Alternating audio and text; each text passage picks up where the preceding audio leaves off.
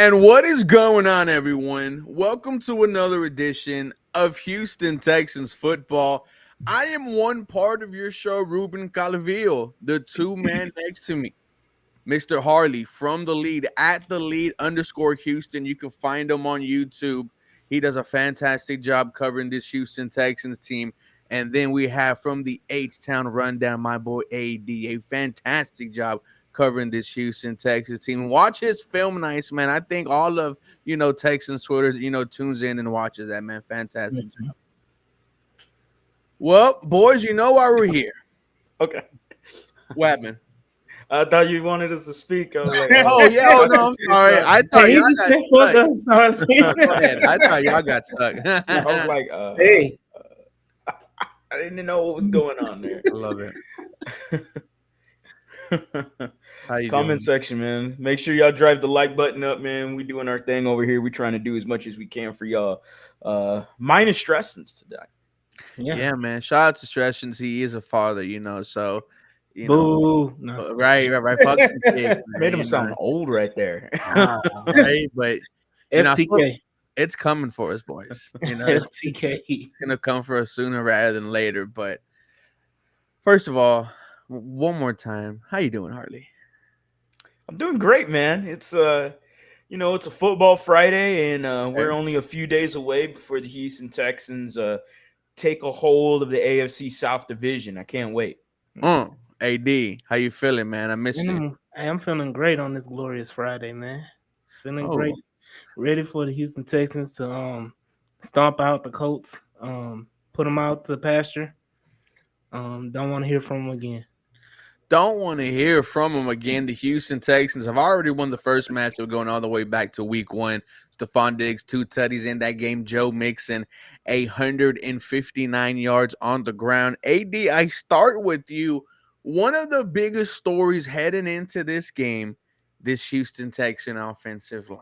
Are they going to be able to keep CJ Stroud upright? I think the run game will be fine no matter what happens because Joe Mixon is out there and he's just a fantastic running back in my opinion. Can this offensive line do it? They got a lot of criticism for their performance against the Green Bay Packers. It's something that even D'Amico talked about, right? He said, I know everyone's concerned about the offense. So your thoughts? I think they get it together. I think that they didn't have help from the play calling standpoint and play design standpoint. They didn't have a lot of help going into that game against Green Bay, but I do think that they're going to turn it around. I think communication is the biggest issue with the offensive line. I don't think it's talent. Okay. I think the offensive line is extremely talented and athletic. It's just the mishaps and the things that happen are 98% due to communication. So go ahead. No. So whose fault is it? Is it Juice Scruggs who's supposed to be communicating with the offensive line? Is it CJ Stroud? What is your quickest way to fix this, AD? Do you want me to answer that? Or no? Absolutely. This is why we're here. It's a Bobby Sloak issue, man. There we go. I was trying to hold off, but Bobby Sloak getting a play call in where we're not like, if you look at it, and I just said this, a few minutes ago on the spaces, but if you look at it, imagine you playing offensive line, you breaking the huddle with 7 seconds left. You get to the line, you see what the defense is presented for you, and you literally have 5 seconds to process everything, potential stunts and everything like that in like 5 seconds, and then be successful at it. To me, that's not a recipe for success. And then also bunch formations. I've been talking about this all week. Bunch formations. When you have bunch formations, the way we had them against the Packers, you're asking your offensive line, like I just said, to dissect the defense in 5 minutes. Juice Scruggs, CJ Stroud, and your offensive line in 5 seconds to dissect the defense, not only with just 5 or 6 men on the line of scrimmage. When you have bunch formations like that, now they have to account for 8, 9, 10 guys in the box, and you don't know who's coming and who's not coming. So now that confuses the offensive line. That puts them at a disadvantage, and now you're expecting them to, do everything, and that just irritates the hell out of me. Now, I just want to ask, how did you come to the conclusion that the play call may not be getting fast to CJ enough? Hmm. Yeah, I mean, they said it before. I think we seen in past interviews when the players interviewed when they talked about Bobby Slowick's offense and his playbook, they said it's like the Bible. Mm. So like it's elongated. The place, it's not like a quick play 22 stretch or whatever you want to call it. It's an elongated play that may take 5 seconds just to get out. You know, Yeah. Now, Harley, what seems to be the difference because last year we saw an offensive line with no Laramie Tunsil, no Titus, no Juice put up 0 sack performances against the Pittsburgh Steelers, and other teams. However, it seems like now we just can't pick up a stunt. Is this offense too complicated for the offensive line? Is, Bobby Slowick kind of holding back these guys? I mean, that's tough to say because then I look at other offensive lines with similar schemes, and for the most part, they are better than the performance of our offensive line. And I mean, I go back to the Kubiak days, who had a similar scheme here, and I know that offensive line had a lot more continuity and they played together a lot longer compared to this group, which again only 7 games through. mm-hmm. I'm eyeing Chris Strausser a lot because when I hear lack of communication and lack of awareness, as much as the players have to get their share of blame, Chris Strausser is the guy that's a coach. That to me falls on coaching. And I'm looking at Chris Strausser going, "Bed, what is going on, man?" Like you just mentioned it, Ruben. Last year we talked about a team that they had different offensive linemen that was just shuffling in every week, it felt like. And they had a stretch last year of tied a franchise record weeks 3 through weeks 5, 0 sacks for CJ Stroud. Mm. And I mean, I'm going.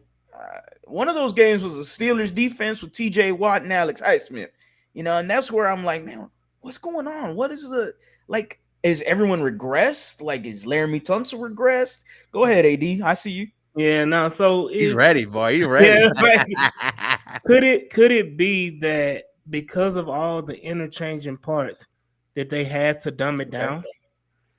That when they dumb it down, it makes it easier for the offensive line.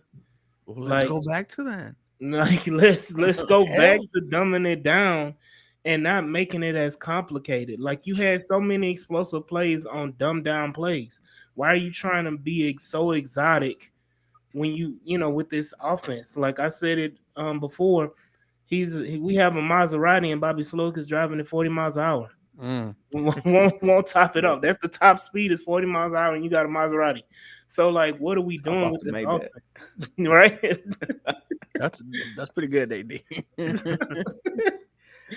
I kind of laugh because I'm like, man, it's annoying. It's frustrating to see this every week, man, and it's just a constant issue for this Texans team. And all we know is as soon as the offensive line, they don't got to play great, they don't got to be good, they just got to be average. Mhm. You get an average offensive line, you've already touched 41, you've touched 29, like you've had some decent scores. You get an average old line, the offense is gonna just lift off. That's what at least I'm hoping. Like to me, that's correlation right there. That is causation, correlation immediately. Ain't nothing wrong being dumb. No, I have a and high GPA. Ain't no wrong with that. Dumb it it down does. if you got to do it. Let it rip, man. I mean, and we heard the stories of Bill O'Brien, how hard this offense was for wide receivers. Crazy to think that, we're talking about this offense being complicated for this offensive line group. But, when you look at it, man, there has to be a reason why, AD. You see all the investments, right? And I'm not going to go into it because we all know what it was. Multiple firsts, multiple seconds, 3-year contracts given around. What does his offense do? You talked about dumbing it down, but give the chat something simple that they can do. Make it dumb enough so we all can understand right now. What Yeah, can Bobby do? what Bobby can do is spread it out. Mm. Spread it out. You can run the same plays, but spread it out. Make it easier for everyone, including CJ, to see what the hell is going on. and give them time to see it. That's simple. Like that's simple. Like I don't think the schemes would be as difficult as it is if you spread everybody out. And then secondly, use your other receivers. You got more than two receivers on the team. Mm.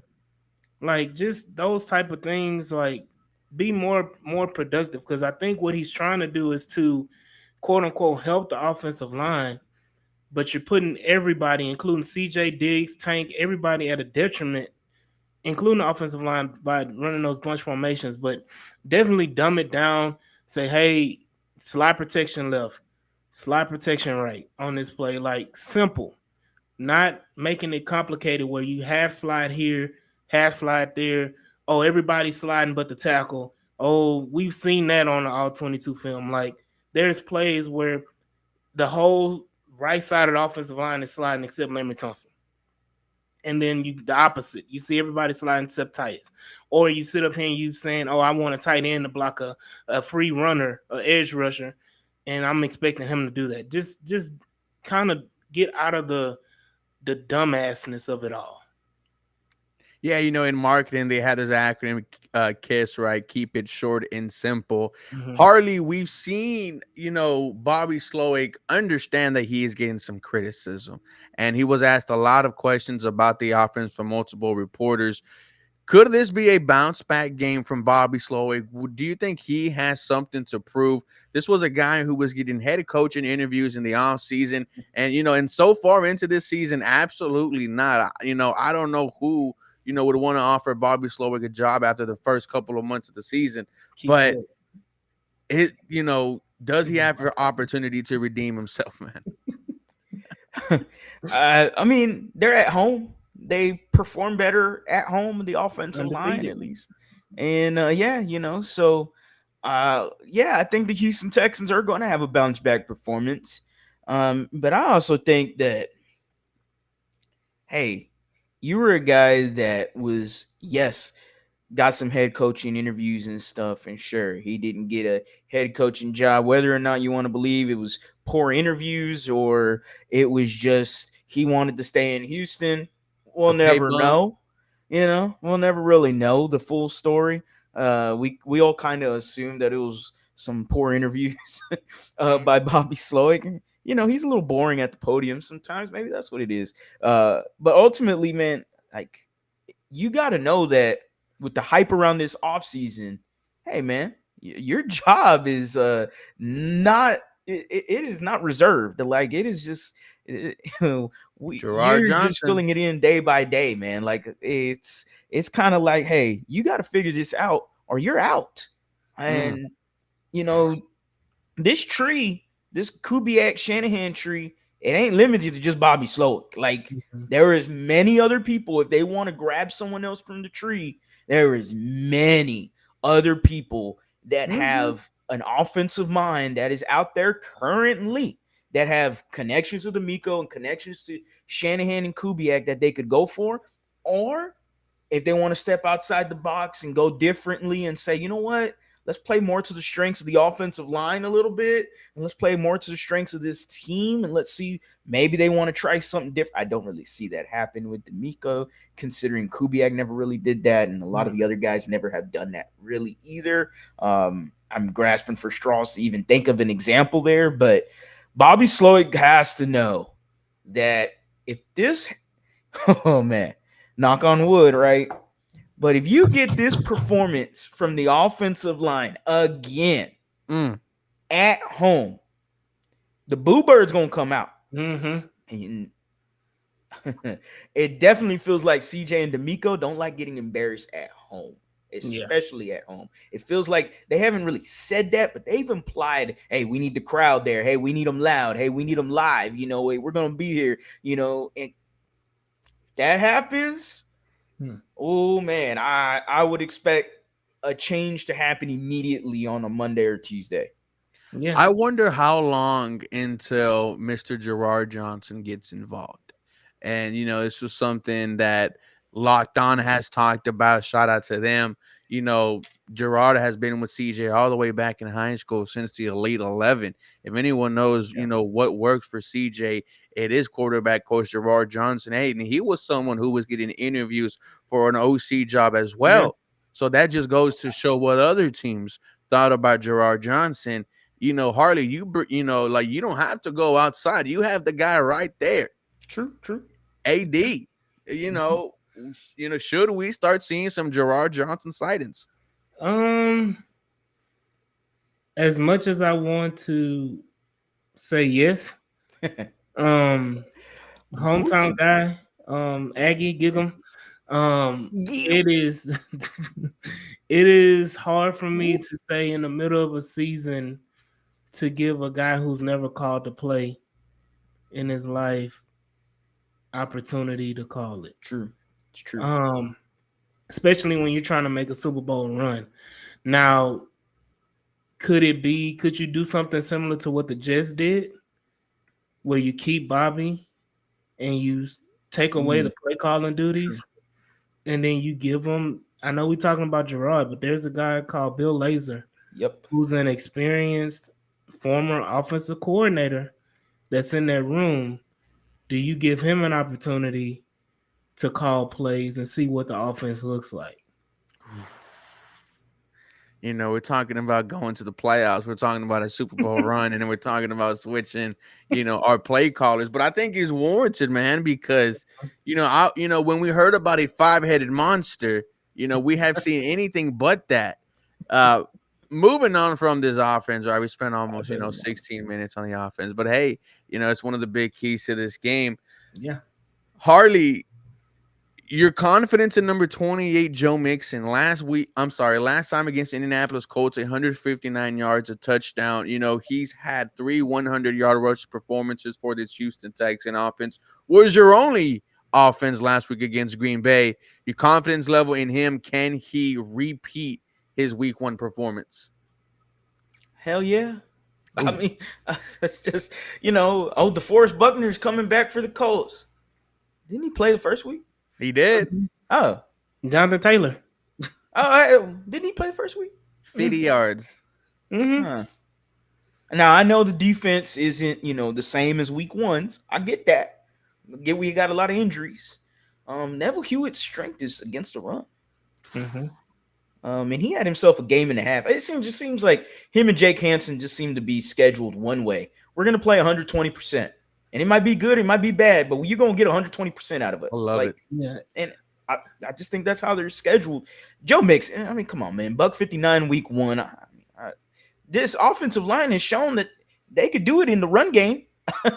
They have shown that. We saw it last week against the Green Bay Packers. You would think that the run game would, scare a defense a little bit more, and did not.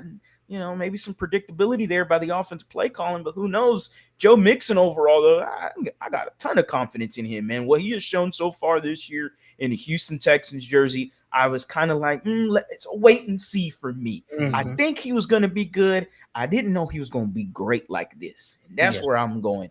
Damn, this is game changing for this offense, because you figure this shit out and 2-8 still running like this, and maybe you can take a little bit of the load off him just because he is a little older, Mhm. but if you figure this out and number 7 is doing his thing and the offensive line's doing their thing and everything's a cohesion, that's all I Mm-hmm. need. Then hell yeah, I'm confident in Joe Mixon. Hell yeah, I'm confident in the offense moving forward. But that's right now, that's a big if. It's wait and see right now. Yeah. AD. So you want to talk about other players in the defensive side of football? Harley mentioned Neville Hewitt. I just want to see him suplex Anthony Richardson again this game. You He know, might be out the game. I feel like this is a tough draw for IR5 and Suplex Jonathan City. You Taylor. said it right. IR5. Anthony Richardson, he's going to take a hit from one of these linebackers if they're coming. Mhm. Pause. And then Jonathan Taylor coming back from IR, man. Do you really want him against this front four? We know Lorenzo Fantukasi is just as physical as they come. He likes to slam running backs on the floor. He backs up his talk. It's going to be a physical football game, guys. Last week, Anthony Richardson, 0 sacks. However, pressured on 60% of his dropbacks. So Miami, they blitz a hell of a lot. is that the game plan, Harley, for the Houston Texans front four against AR5? I think you try to make him beat you with the arm. Same game plan since it was in week one. I don't think he's a good quarterback, if I'm being honest with you. He's inconsistent, and he's too inconsistent. You know, I mean, I thought that one of his best games was the Bengals game in the preseason, where oh my god, everyone's going crazy because Anthony Richardson's first drive against backups was a touchdown. And sure, he looked good. He made some pretty good throws. And then the next preceding drives, he just went to shit. And I'm like, that's Anthony Richardson, though. He's inconsistent. The quarterback rating, the passer rating is horrible.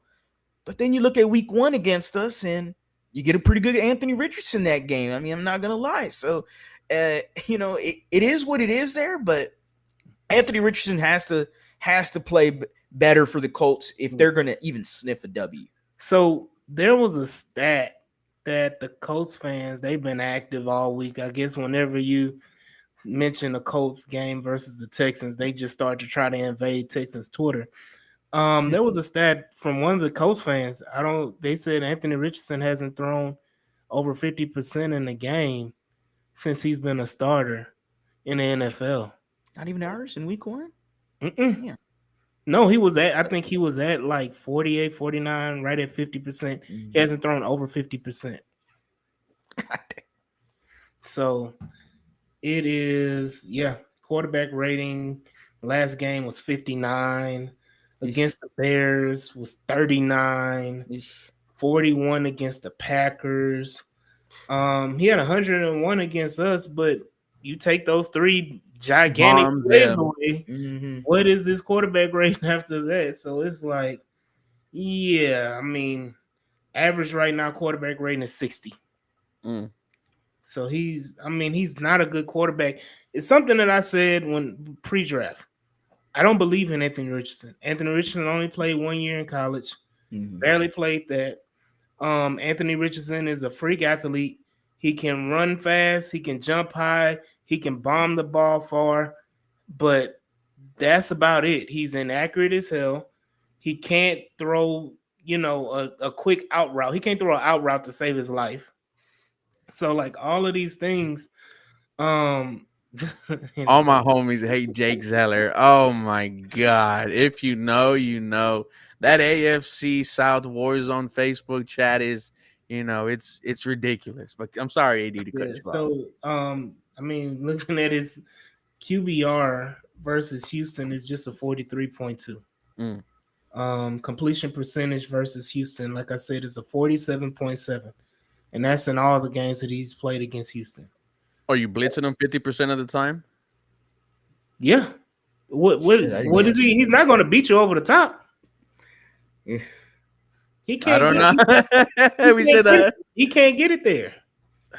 When I say that, it's like he has the arm strength too. You got to be, but even if you butt naked open, we saw it week one. AD Mitchell was wide open like 2 or 3 times. Even white boy, what's his name? Alec Pierce. Alec Pierce was wide open, and he missed him. I mean, like butt naked ass open, and he missed him. So he doesn't have the accuracy. So that doesn't scare me. If you get one off, fine, pause.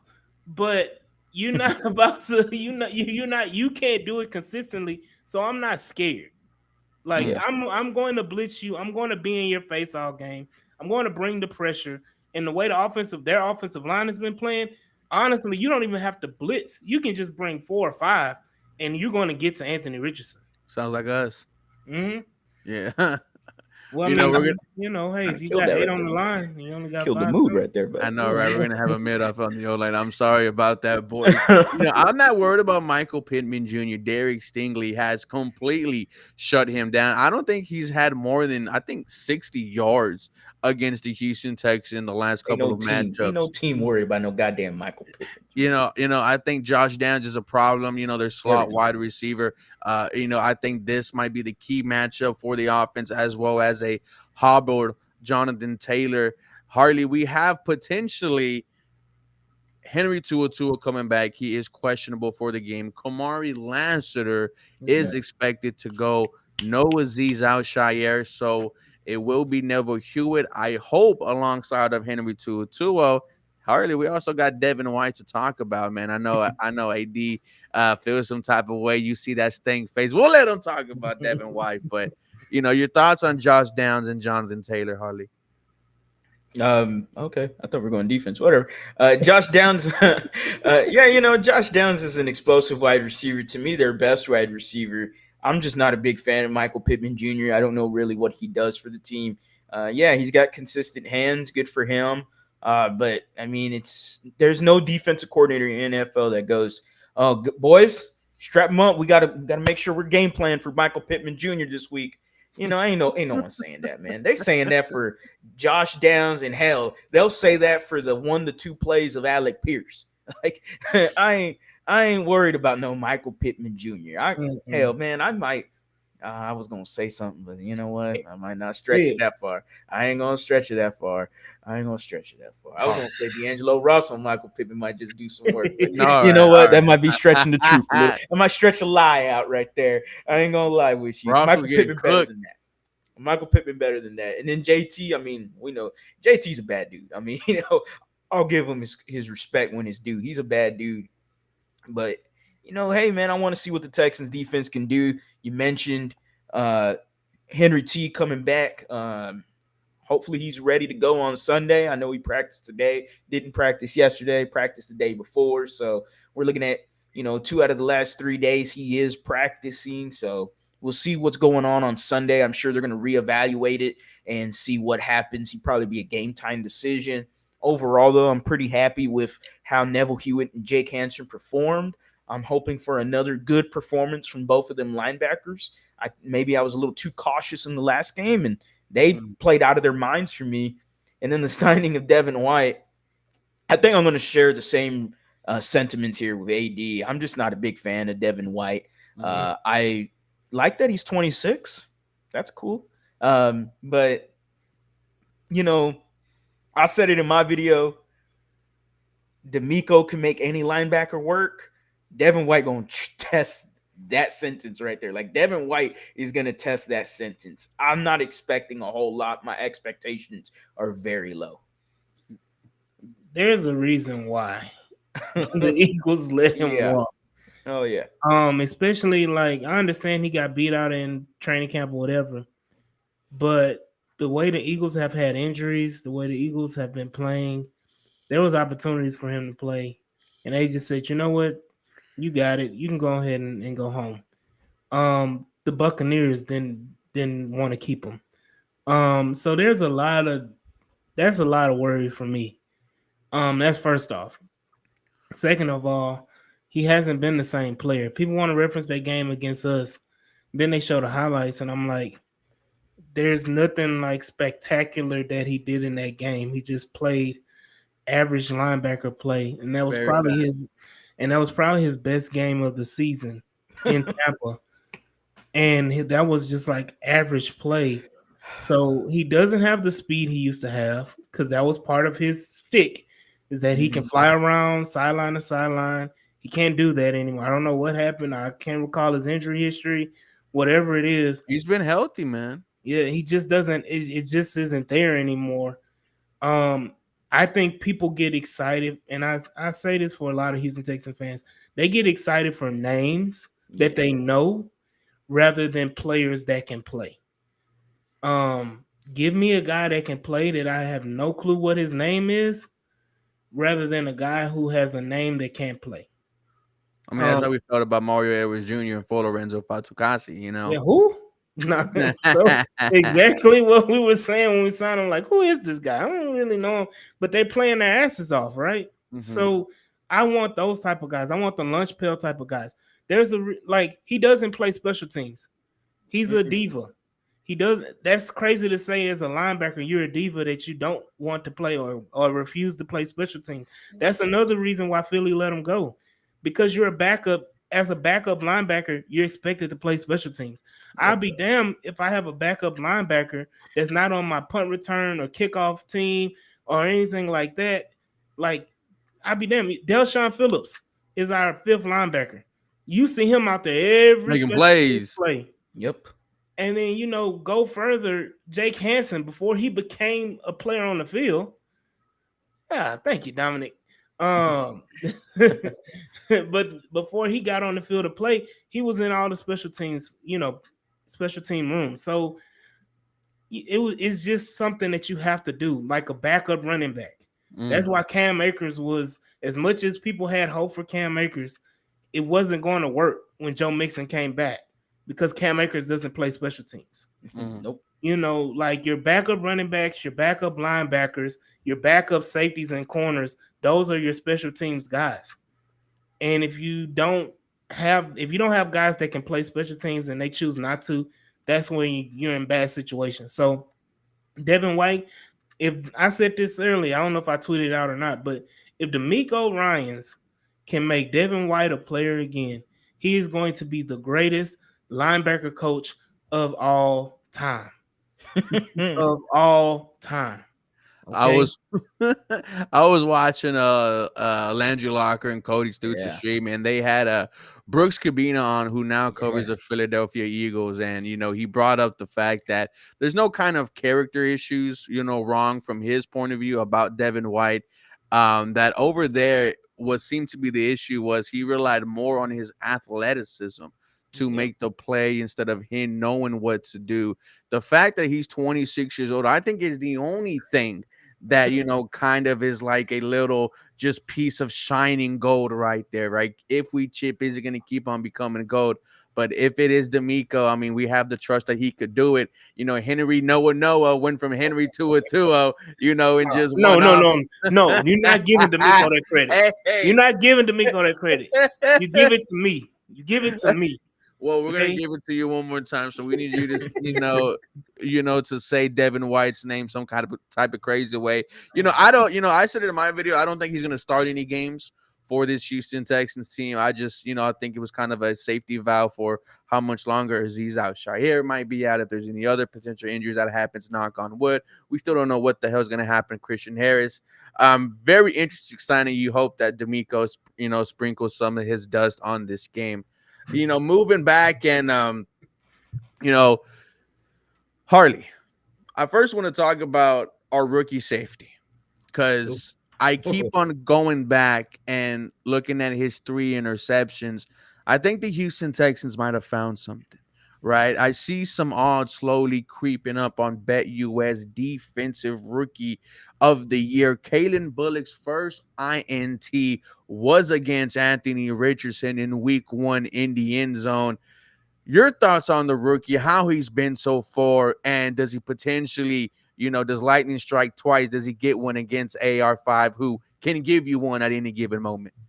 Oh hell yeah! Keep the streak going with damn Kalen Bullock. I mean, he has been amazing for someone that when he was drafted here with the Texans. Look, I'll be honest, I really wasn't too. I knew who he was, but I didn't really know who he was. I didn't really go in depth on Kalen Bullock.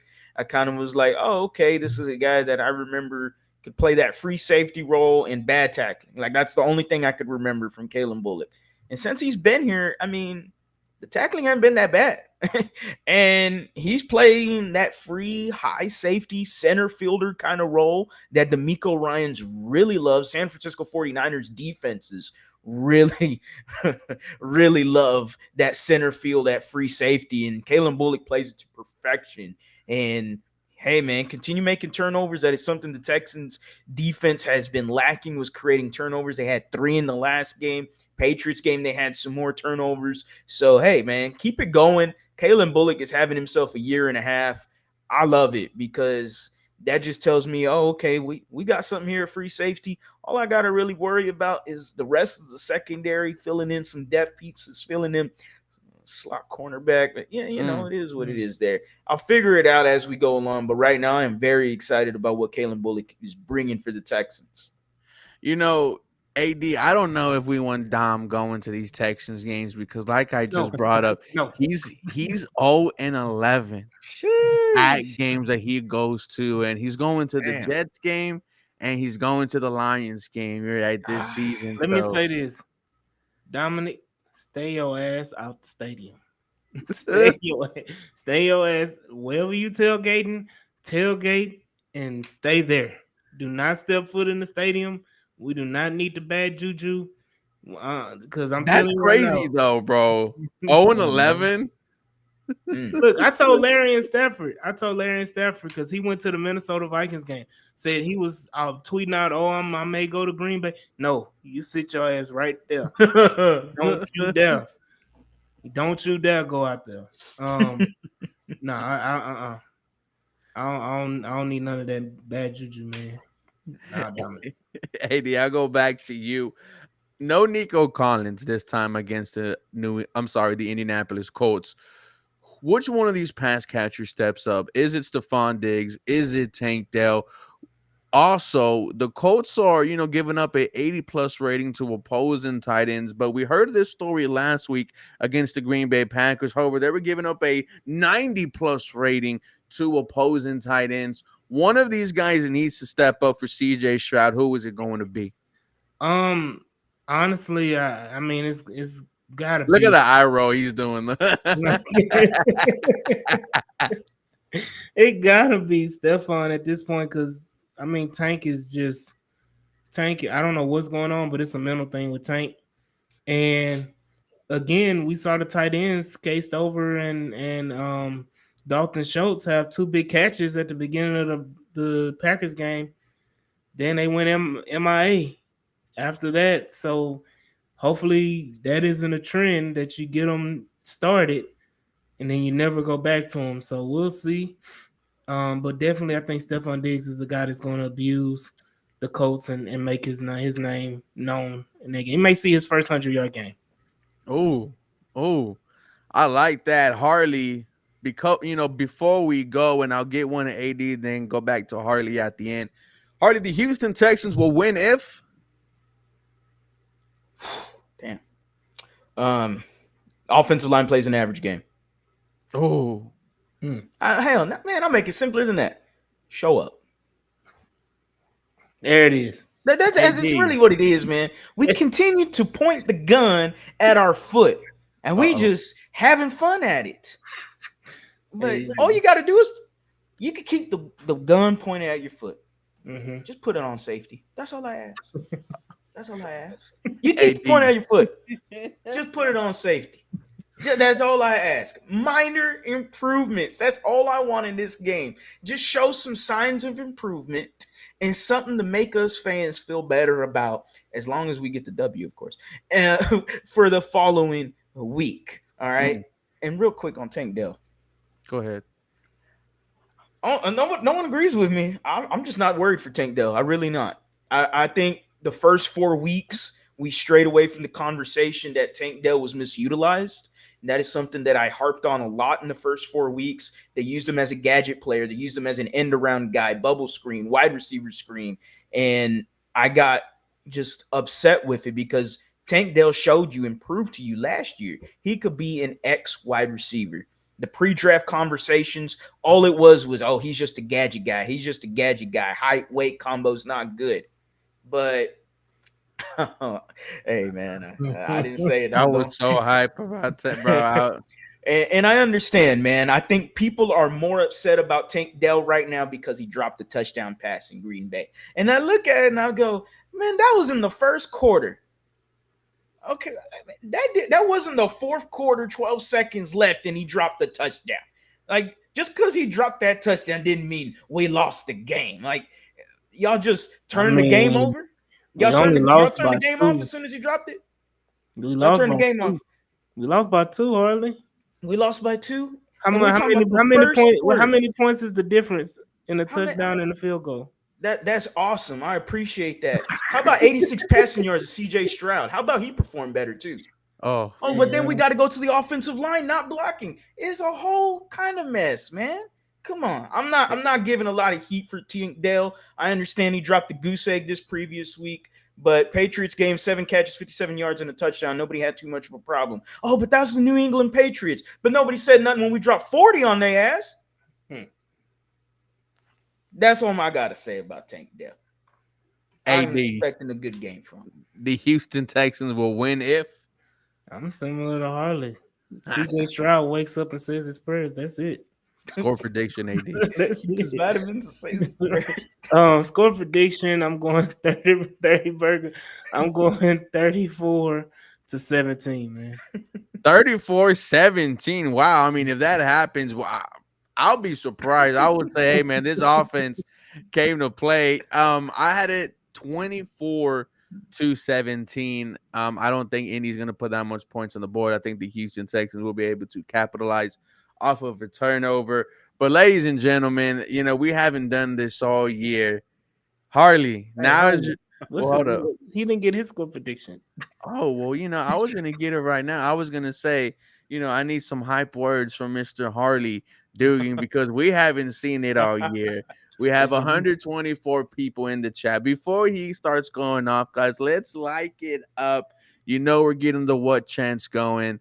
Harley, Houston Texans, Indianapolis Colts. We're at home. It's at 12 o'clock. CJ Stroud, Anthony Richardson, Shane Steichman, D'Amico Ryans. What do the Houston Texans need to do? Can you hype us up? Can I hype y'all up? Oh man. Oh man. Look, man, I'm gonna just keep it simple. Mm. There ain't much to do. It's the Indianapolis Colts, man. What? When you're talking about a quarterback, What? maybe a running back, What? we don't know what he is. What? What's he gonna do? What? What he should do? What? We're looking at a 2 interception performance from AR, man. That's what we're looking at right there. What? We looking 2 interceptions from AR, man. We looking at the Houston Texans, ladies and gentlemen. I'm not too down on them from their previous performance. I do believe becoming back at home, NRG, they're gonna do their thing. They're gonna rock out. They're gonna perform and have a great performance in front of this H-Town crowd because we're gonna be live. We're gonna be loud, and it's always H-Town till we die, man. That's how it always is going to be because the Houston Texans, ladies and gentlemen, with CJ Stroud and Joe Mixon and Stephon Diggs and Tank Dell, I mean, there's too much talent. There is too much talent offensively for them to not drop at least 30. But you know what? I will be nice because 27-17 to me is the biggest score prediction here. The defense steps up and they show up, show out. They do their thing. Kalen Bullock, have yourself a day. Enter yourself into the defensive rookie of the year conversation. 2 feet standing with an interception against AR. He does his thing. We get a couple of sacks. Hey, Will Anderson, you get to enter yourself more into the defensive player of the year conversation right there. You get yourself a pair of sacks. The Houston Texans do their thing and dominate defensively. Offensively, they get some points. They do their thing. Emi gets some field goals, but overall, the Texans offense looks better than last week, and it shows signs that we could compete and make a deep playoff run. And that's the bottom line. Because Harley Dugan said so. Rich Boy J, thank you for the $10, Texans fan. I try to tell you guys the Jaguars run the AFC South. This is our division. T-Law is better than Stroud. Better luck in 24. Have fun competing with Indy for a second in the AFC South. Duval, AD responds to that. I love this troll. He's trolling heavy, bro. I will have to say this. Ever since Dawson dropped that video, it has not gone right for the Jacksonville Jaguars. It has not gone right. And, shout out to our boy Dalton. He just announced a baby. I think that's kind of one of the only things going positive for him because it's not the Jacksonville Jaguars, man. Poor guy, man. Poor guy. He's talking about Jake Zeller. Hardy, Jake Zeller is this guy in the Facebook AFC South Warzone chat, and like about 20 times a day he just talks about how the Houston Texans are a poverty franchise, and he just likes to get under our skin. But guys, we are gonna end today's episode. That was Harley. That was AD. For more Houston Texans content, you guys know what to do. Follow us for more. Have a blessed day. And guys,